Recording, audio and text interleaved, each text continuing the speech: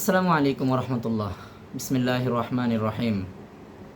আজ 23শে আগস্ট, ইসলামী ছাত্র আন্দোলন বাংলাদেশের 35তম প্রতিষ্ঠাবার্ষিকী উপলক্ষে সবাইকে সংগ্রামী শুভেচ্ছা মোবারকবাদ জানাচ্ছি। স্বাধীনতোত্তর বাংলাদেশের ক্যাম্পাসগুলো যখন সন্ত্রাসের অভয়ারণ্য ছিল, কলমের পরিবর্তে শিক্ষার্থীরা যখন অস্ত্রকেই তাদের মূল হাতিয়ার হিসাবে গ্রহণ করেছিল, খুন, ধর্ষণ, হত্যা, পাল্টা হত্যা, এক কথায় যারা যেখানে যত বেশি শক্তিশালী ছিল তারা সেখানে তত বেশি সন্ত্রাস লালন পালন করত। ঠিক সেই সময়ে জামানার মুজাদ্দিদ সৈয়দ ফজলুল করিম রহমতুল্লাহ আলাই তিনি অনুধাবন করলেন, এই ছাত্র সমাজকে পরিশুদ্ধ করতে হবে। তিনি কাজ করলেন, তিনি চিন্তা করলেন, তিনি ভাবলেন এই ছাত্রদেরকে নিয়ে। তার সেই ভাবনার জায়গা থেকেই ইসলামী শাসনতন্ত্র ছাত্র আন্দোলন নামে তখন একটি সংগঠন তিনি প্রতিষ্ঠা করলেন।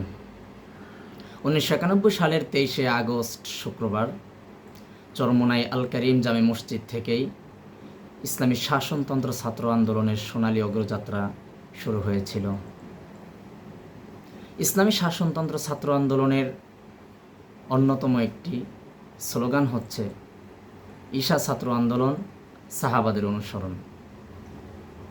শায়েখ ফজলুল করিম রহমতুল্লাহ আলাই সবসময় বলতেন যে ইসলামী শাসনতন্ত্র ছাত্র আন্দোলন অন্যান্য ছাত্র সংগঠনের মতো মূল দলের লাঠিয়াল বাহিনী হিসেবে কাজ করবে না। তাদের কাজ একটাই, সেটা হচ্ছে ঈশা ছাত্র আন্দোলন, সাহাবাদের অনুসরণ। সাহাবায়ে কেরাম রাদিয়াল্লাহু আনহুম আজমাইনদের যে আদর্শ, সেই আদর্শ ছাত্র সমাজের মাঝে ছড়িয়ে দেওয়া। কারণ সাহাবাদের আদর্শ অনুসরণ করলেই কেবলমাত্র মানুষ শান্তির পথ খুঁজে পেতে পারে। ইসলামী ছাত্র আন্দোলন বাংলাদেশের সফলতা, ব্যর্থতা এবং তাদের কার্যক্রম, কার্যের পরিধি নিয়ে অনেক আলোচনা করা যায়, সমালোচনা করা যায়। যেহেতু একটা সময় সংগঠনটার সাথে জড়িত ছিলাম, অনেক আলোচনা, প্রশংসা, আবার অনেক সমালোচনাও করা যায়, করা প্রয়োজনও বটে। কিন্তু আজকে ছাত্র আন্দোলনের মূল যে বিষয়টা নিয়ে আমি কথা বলতে চাচ্ছি, সেটা হচ্ছে অনেক সীমাবদ্ধতা, অনেক ব্যর্থতা, সব কিছু সত্ত্বেও ছাত্র আন্দোলনের মূল যেই থিওলজি, তাদের মূল যেই লক্ষ্য এবং উদ্দেশ্য, সেই পথে তারা অটল এবং অবিচল থাকতে সমর্থ হয়েছে বলে আমি মনে করি। যেটা সারা দেশে এবং ক্যাম্পাসগুলোতে যদি আমরা তাকাই তাহলে দেখতে পাই, অনেকেই যখন সময়ের সাথে, সময়ের স্রোতে তাদের গা ভাসিয়ে দিয়েছে, সেখানে সেই কঠিন মুহূর্তেও ইসলামী ছাত্র আন্দোলন বাংলাদেশ তার শরিয়া, তার সাহাবীদের অনুসরণ, তার আদর্শের উপরে সব কিছু বিসর্জন দিয়েও তারা অটল এবং অবিচল থাকতে আপ্রাণ চেষ্টা করেছে। বাংলাদেশের হাজার বছরের ইসলামী সভ্যতা, সংস্কৃতি, বাংলাদেশ সামগ্রিকভাবে দেশপ্রেমের জায়গা থেকে ছাত্র আন্দোলন প্রতিটা আন্দোলনে, প্রতিটা সংগ্রামে তাদের উপস্থিতি জানান দিয়েছে দেখার মতো। চাই সেটা 94 সালের তসলিমা নাসরিন বিরোধী আন্দোলন হোক, চাই সেটা 2002 সালে আমরা যদি দেখি বিএনপি এবং জামাত জোট সরকারের আমলে মালিবাগ মসজিদ রক্ষার আন্দোলনে ইসলামী ছাত্র আন্দোলনের 4 জন শহীদ, হাফেজ আবুল বাশার, হাফেজ রেজাউল করিম সহ আরও 2 ভাই, মোট 4 জন শাহাদা নসিব হয়েছিল তাদের। 2013 সালের বিভিন্ন সময়ের বিভিন্ন আন্দোলন, হেফাজত আন্দোলন, সর্বশেষ 18 সাল কোটা সংস্কার আন্দোলন, এর মাঝে অনেকগুলো আন্দোলনেই তারা তাদের উপস্থিতি জানান দিয়েছে।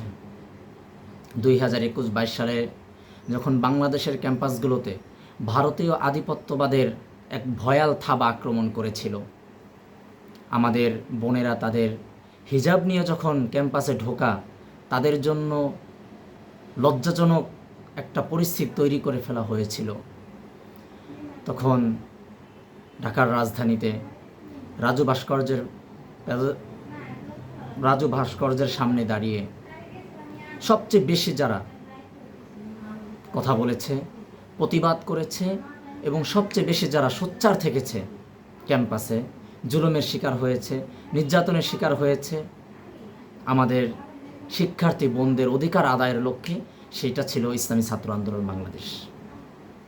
সর্বশেষ 2024 সালের জুলাই গণ অভ্যুত্থানে ইসলামী ছাত্র আন্দোলন বাংলাদেশ শুরু থেকেই রাজপথে তাদের শক্তি জানান দিয়েছে। তারা তাদের জনশক্তি নিয়ে কাজ করেছে, তারা তাদের জনশক্তিদেরকে নিয়ে ময়দানে ঝাঁপিয়ে পড়েছে শিক্ষার্থীদের অধিকার আদায়ের লক্ষ্যে। ফ্যাসিবাদ বিরোধী আন্দোলনে ইসলামী ছাত্র আন্দোলন বাংলাদেশের 16 জন ভাই শাহাদা নসিব করেছে। ইসলামী ছাত্র আন্দোলন বাংলাদেশ তার জন্মলগ্ন থেকে শুরু করে আজ অবধি তার যেই ম্যান্ডেট, তার যেই লক্ষ্য, সেই লক্ষ্য থেকে পিছপা হয় নাই। আলহামদুলিল্লাহ, এটা আল্লাহ তাআলার অনেক বেশি শুকরিয়া আদায় করেই বলছি। যখন অনেকেই স্রোতে তাদের গা ভাসিয়ে দিয়েছে, এই সংগঠনটি অনেক ব্যর্থতা, অনেক সফলতা, সব কিছুর মাঝেও তারা তাদের আদর্শের উপরে অটল এবং অবিচল ছিল। আদর্শ থেকে তারা কখনো বিচ্যুতি হয় নাই। আশা করছি সংগঠনটি তার যে আদর্শ, রুহানিয়াত ও জিহাদের সমন্বিত প্রয়াস এবং ঈশা ছাত্র আন্দোলন সাহাবাদের অনুসরণ, যে স্লোগান তারা ধারণ করে, যেই স্লোগান তারা লালন করে, সেই পথে তারা অটল থাকবে, অবিচল থাকবে। আজীবন ঐক্যবদ্ধ থেকে এই সংগঠনকে, এই সংগঠনের দাওয়াতকে, এই সংগঠনের আদর্শকে প্রত্যেকটা শিক্ষার্থীদের মাঝে এই সংগঠনের আলো তারা ছড়িয়ে দেবে। আমি একজন শুভাকাঙ্ক্ষী হিসাবে এই প্রত্যাশা রাখছি। সবাইকে আমার ব্যক্তিগত পক্ষ থেকে শুভেচ্ছা জানাচ্ছি, মুবারকবাদ জানাচ্ছি। দোয়া এবং শুভকামনা রইল আপনাদের জন্য, সবার জন্য।